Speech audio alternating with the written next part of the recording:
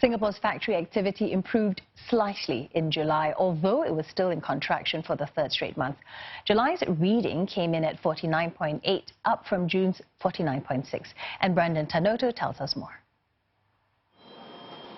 An expansion in new orders and factory output helped lift manufacturing activity in July, reflected in a 0.2-point improvement from the previous month. The sector continues to face pressure from global trade uncertainties that continue to disrupt trade flows and supply chains. Likewise, the electronics sector logged its 9th straight month of contraction, even though its PMI climbed by 0.1 point to 49.3 last month. That's because new orders and exports, as well as inventory and the employment level, contracted at a slower pace. The PMI is an indicator of the health of the manufacturing sector, which accounts for more than 20% of Singapore's economy. A reading below 50 indicates a contraction of factory activity. All in, these figures come as flash estimates released by the Trade and Industry Ministry last month showed Singapore's economy grew 0.1% on year in the second quarter. Now that's the lowest in a decade.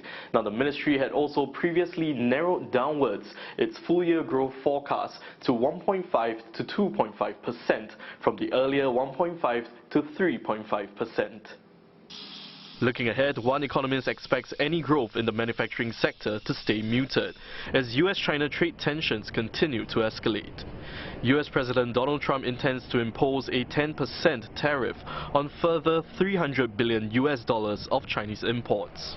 Certainly at this juncture, it doesn't look like those risks are anywhere near turning down. In fact, within the region, we've seen other mini trade fight.